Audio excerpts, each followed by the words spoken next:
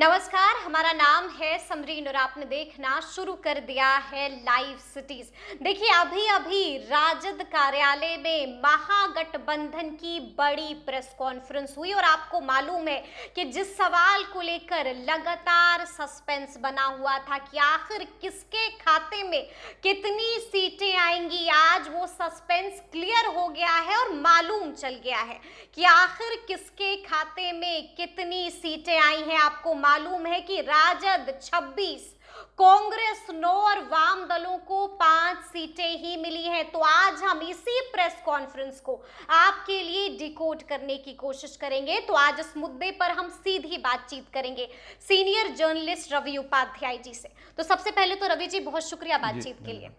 जी, press conference में आप भी मौजूद थे और आपने देखा है कि बड़ी प्रेस कॉन्फ्रेंस हो गई है और आखिरकार सस्पेंस जो है वो खत्म हो गया है। सबसे पहले हम चाहेंगे रवि जी कि इस पूरी प्रेस कॉन्फ्रेंस को आप डिकोड करिए। देखिए, जो समरीन बात चल रही थी कितनी सीट पर कौन लड़ेगा, उस पर हम बता देना चाहते हैं कि वो 26 सीट पर राष्ट्रीय जनता दल, 40 सीट है लोकसभा की, उसमें 26 सीट पर राष्ट्रीय जनता दल, उसके बाद में कांग्रेस पार्टी 9 सीटों पर, जो उहापोह की स्थिति थी कि 8 या 9, तो अब 9 पे मुहर लग गई। बाकायदा लिस्ट हम लोगों के हाथ में है, वो आपके हम पास डिस्प्ले भी कर देंगे। बिल्कुल।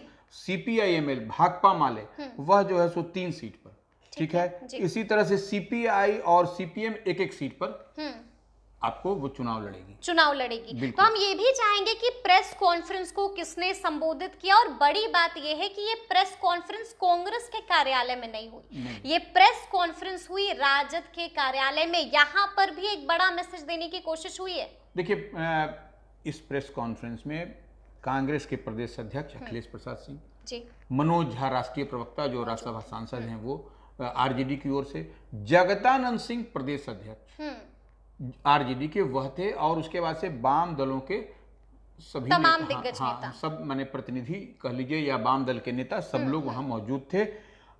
और उसमें श्याम रजक भी राष्ट्रीय महासचिव वगैरह वगैरह सब लोग, माने खचाखच भरा था। जो गठबंधन का अलायंस का था वह सारे लोग उसमें थे, उसमें मौजूदगी में कहीं कोई कमी नहीं हुई। ठीक है, कमी कहाँ हो रही है ये समझने वाली बात है। और ये भी समझने वाली बात है रवि जी कि बड़ा मैसेज, जिस तरह से बड़ा मैसेज NDA ने दिया था, ये पूरी प्रेस कॉन्फ्रेंस आपको याद होगा कि दिल्ली में BJP कार्यालय में हुई थी। BJP ने दिखा दिया था कि हम तो बड़े भाई हैं।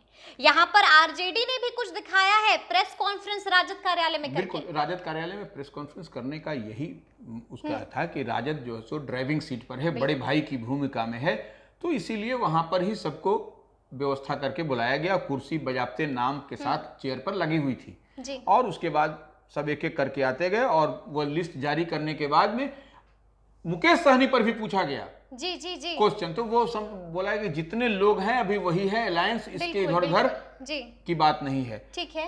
पूर्णिया पर भी पूछा गया, तो उस पर भी मनोज झा ने क्या कहा, उस पर मनोज झा ने कहा कि गठबंधन दल से होता है, न कि व्यक्तिगत किसी से होता। बिल्कुल, बड़ा कटाक्ष मनोज झा ने कस दिया है। ठीक है, अब एक एक करके तफसील से हम बातचीत करेंगे। रवि जी, हुआ तो वही जिसका शक था।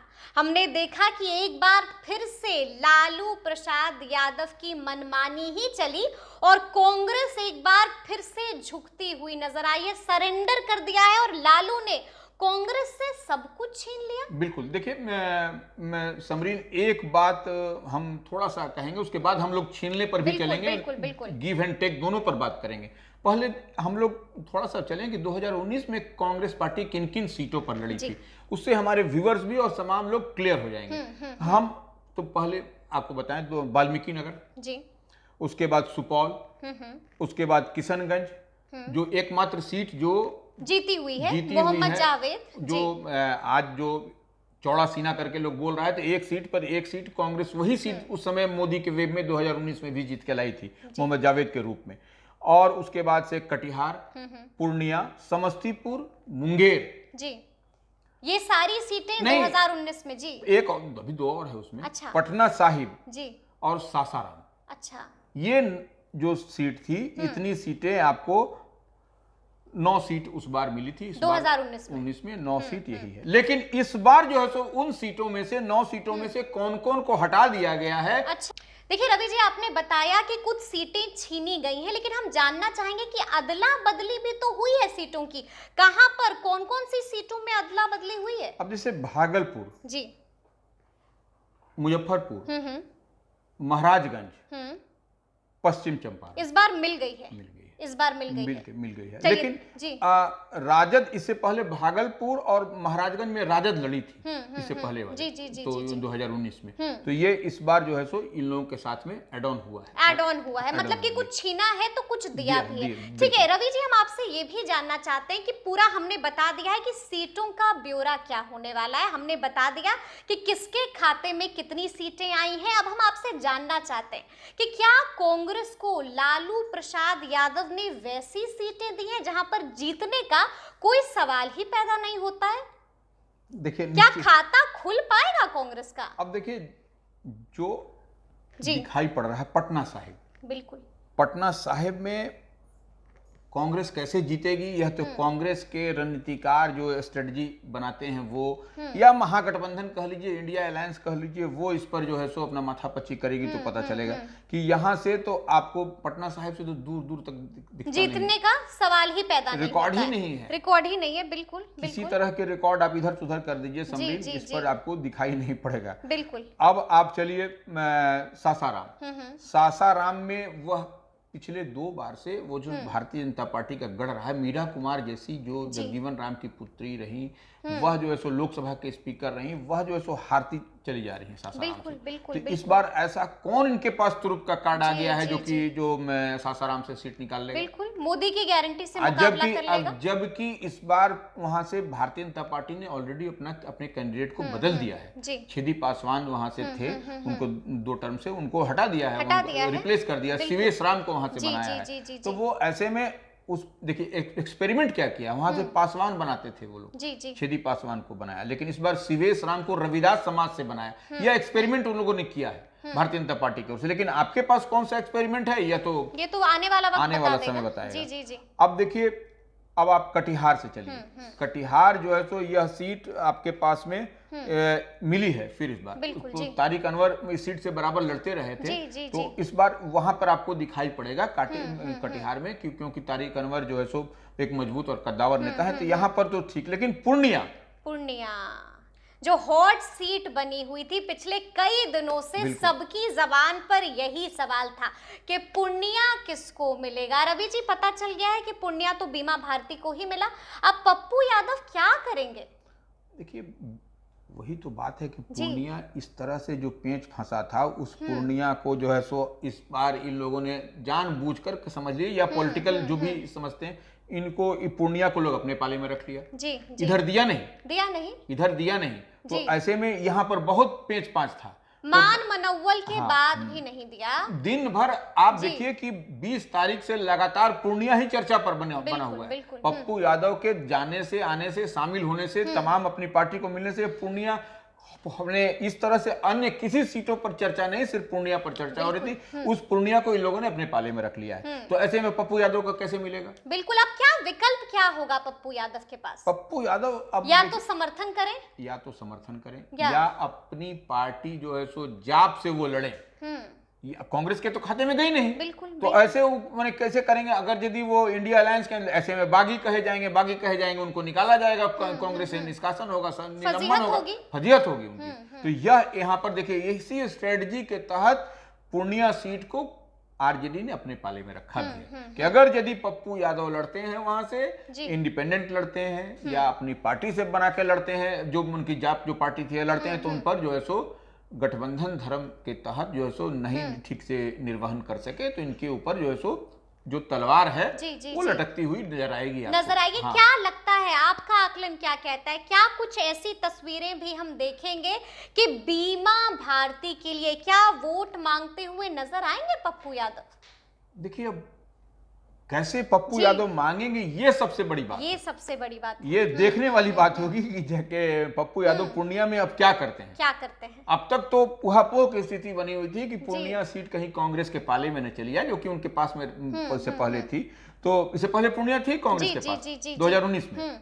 तो ऐसे में आप जो है पूर्णिया सीट नहीं दिया गया, तो यह एक रणनीति का एक हिस्सा है ये कि यह पूर्णिया सीट पर आरजेडी ही की दावेदारी रहे, पप्पू यादव लड़े नहीं। अगर यदि वो लड़ते हैं तो जो जिस तरह से कानूनी कार्रवाई होती है, कानूनी माने कि जो राजनीतिक रूप की पार्टी से उनको निष्कासन किया जाए, पहले उनको शो कॉज दिया जाए, कारण बताओ, फिर उनको।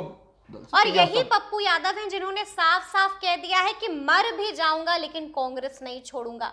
तो फिर मांगना पड़ेगा बीमा भारती के लिए वोट। निश्चित रूप से अब तो स्थिति, राजनीतिक स्थिति पूरी तरह से उलट गई है। इसलिए अब यहाँ पर आपको कुछ गड़बड़ अगर यदि होगा तो पार्टी दल विरोधी कानून, ये जो भी होता है इसके नॉर्म्स के तहत, जो प्रावधान है उसके तहत इन पर निश्चित रूप से कार्रवाई भी हो सकती है। निश्चित रूप से ठीक है। अब हम बात करेंगे सिवान की। रवि जी, पता चल गया है कि सिवान किसके खाते में गया है। देखिए, सिवान चला गया है राजद के खाते में।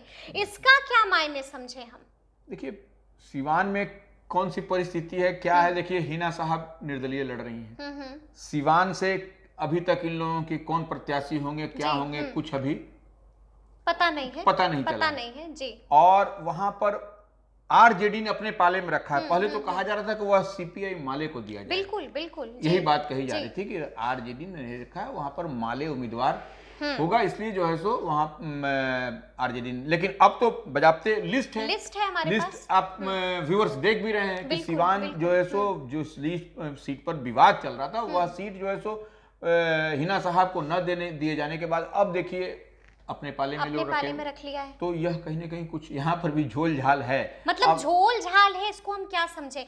क्या आरजेडी एक आखिरी कोशिश करेगी हिना साहब को अपने पाले में लाने की, मनाने की, बात करने की? देखिए, क्या फोन जाएगा लालू जी का हिना साहब के पास? निश्चित रूप से अगर यदि इनको बेहतर करना है सिवान में, तो लालू प्रसाद यादव को या आरजेडी को हिना साहब से बात करनी चाहिए। सिवान उनके पाले में अभी सीट है, तो वो ऐसी परिस्थिति में वह उनसे बात अगर यदि करेंगे, लालू प्रसाद यादव तो गार्जियन हैं, अगर वो अभिभावक तुल्य हैं, अगर बात करेंगे हिना साहब से तो निश्चित तौर पर हिना साहब मान जाएंगे। और कोई बड़ी बात नहीं है कि वो फिर हिना साहब, लेकिन वह बात करनी होगी लालू प्रसाद यादव को स्वयं हिना साहब से। यह बात मतलब आप कह रहे हैं कि तेजस्वी से काम नहीं चलेगा? नहीं, तेजस्वी से काम नहीं चलेगा। लालू प्रसाद यादव को बात करनी होगी, तभी जो है बात बनेगी, अदरवाइज बात नहीं बनेगी। हिना साहब इसी तरह निर्दलीय लड़ेंगे फिर। चलिए एक और सवाल है रवि जी। सबकी नजरें टिकी हुई थी कि मुकेश सहनी की आज एंट्री हो जाएगी महागठबंधन में। सब इंतजार कर रहे थे कि प्रेस कॉन्फ्रेंस में कभी भी किसी भी वक्त मुकेश सहनी भी आ सकते हैं, लेकिन हमने देखा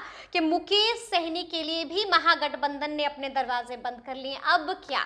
मुकेश सहनी नहीं आए, ये सबसे बड़ी बात है।